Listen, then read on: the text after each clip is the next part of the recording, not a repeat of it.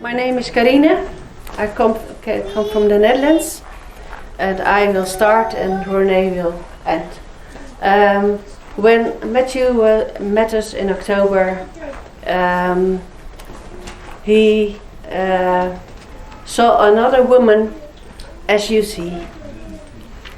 The last 2-3 years I've struggled with burnout and depression, and last year was so bad. I want to die, but I didn't try that much. But it was not a very happy time. It was very difficult for my husband, and it became that time that it was the best for me to go to the hospital for mental health, psychological help, and I became there when it was Easter. On Friday, that day we remember Jesus is hanging on the cross, dying for us, and I recover at the hospital, and it became that time on Pentecost. I go out the hospital. I thought, God, with these two things you will tell me, it will be okay.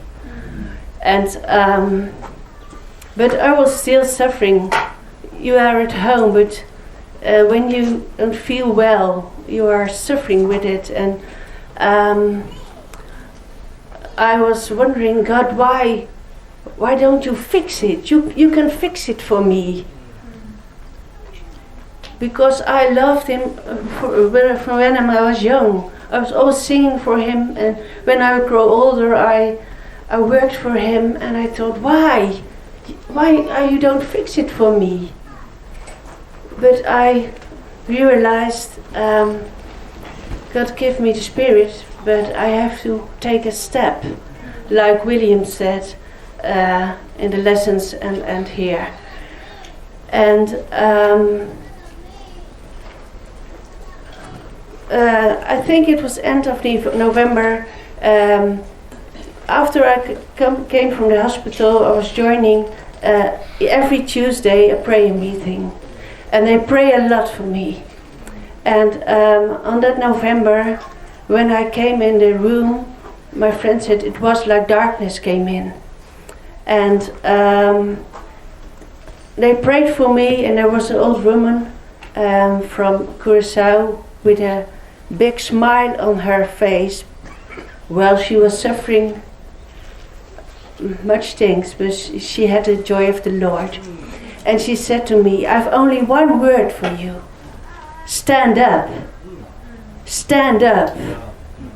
I was not very happy with that word, but I mentioned it, and I was thinking about it the rest of the week.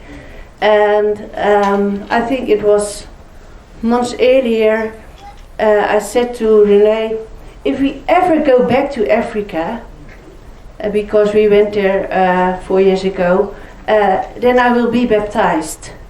And on Thursday in that week, I sent a message to the pastor, I will be baptized. And I got a message back, wow, and now we make an appointment, and we are very happy with this message. And the day after Thursday, Friday, when I woke up, I had headache and I feel sad, like every morning. So I was suffering, and then that word came back, stand up.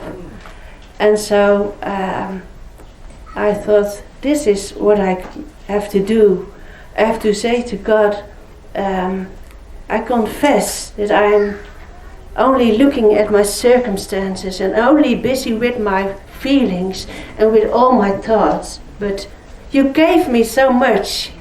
I can walk, I can sing, I can eat. I make my own breakfast. I live in a house, and then I was looking at all the things God gave me, and I recognized I have to thank God for everything He gave, and not look at what I don't have. And I was writing it in my book, because much time I write my prayers, and after that I'm writing what's in my mind, because many times it's the answer of God. And the answer came. You will journey around the world, and it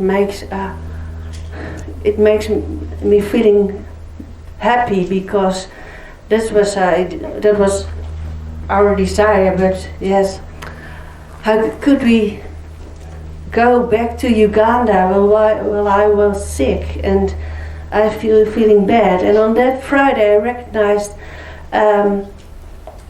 God is not looking for when I am better at 100%, but even when I have headache and I don't feel very bad, God will use me, and He wants me to go to Uganda. But because on that Friday He said to me, go and make your vaccinations appointments. So I go to the computer and I know the dates, 28 December to 12 January we have to go to Uganda, and in March we have to go to Zimbabwe to do the training and to join the conference. And when Rane, at that day he came home after work, he was looking at me and he was astonished, and he told me what's happened. And I told what I have done that day, and that I would go to Uganda and to Zimbabwe. And he said, can I join you? So it feels like God turned me towards another direction. And I've been baptized on 17 December, before we go to Uganda, before we go to Africa. And on that day I confess, and I pray in April I would die, and now I will die again.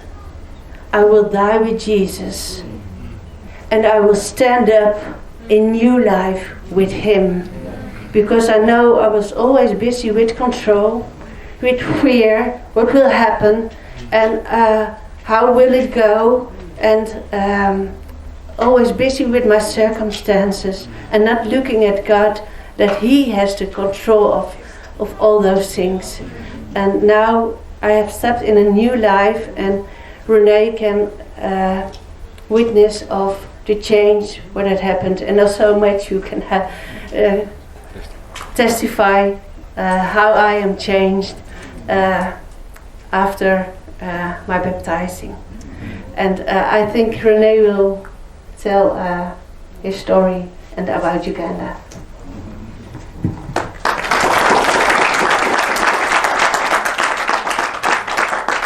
Yeah, thank you.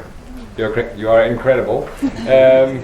Dear brothers and sisters, we are in the battle, you know, and we don't realize it every day.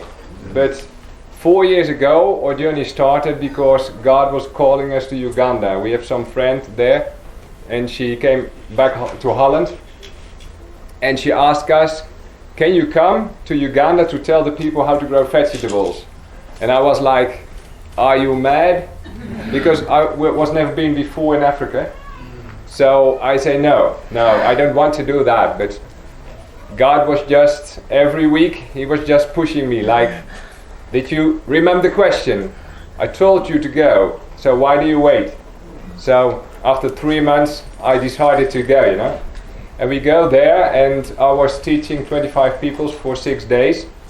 And just before I left, I was wondering, how can I teach them? So I was watching online, and I found the manual Foundation for Farming. somewhere on the internet. And I was thinking, okay, this is the way I want to teach. And I was teaching them for 6 days. And after that I was going home and thinking, okay, Lord, I did my job, but I finished here, you know. But 1 year later, one of our friends, he came with us the first year. He called me and he said, I go back to Uganda and I have the feeling you have to go with me. And I know what that means.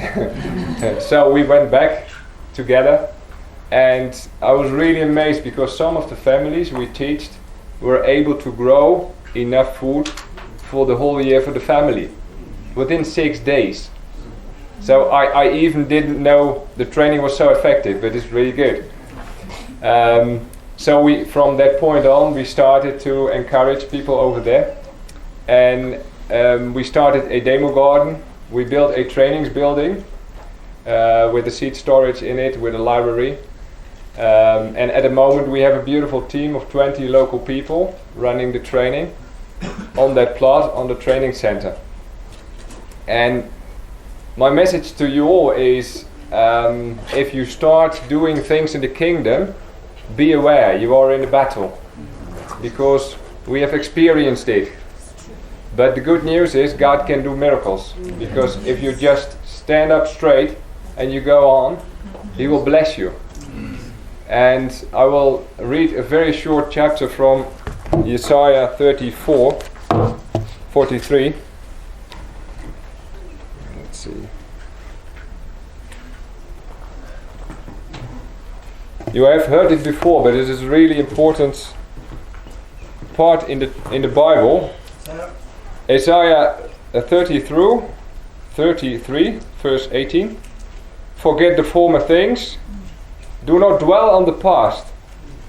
My wife had to remember that, because she had many things in the past, but it keeps her like in jail, you know. But do not dwell on the past. See, I am doing a new thing. Now it springs up. Do you not perceive it? I'm making a way in the wilderness and streams in the wasteland. So that is what God can do in your life. He can just make ways in the desert. If you don't see any way, He can just guide you and bring you through. Praise God. Thank you. Amen. Thank you.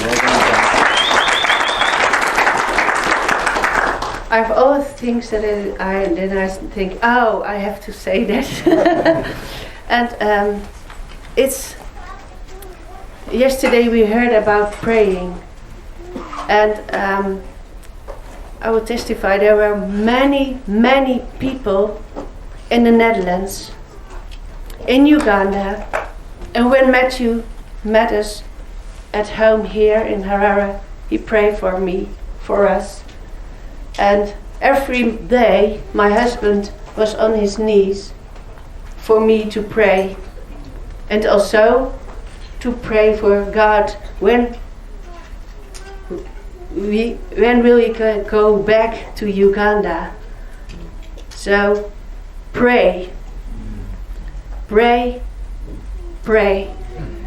because of praying God will do miracles in your life.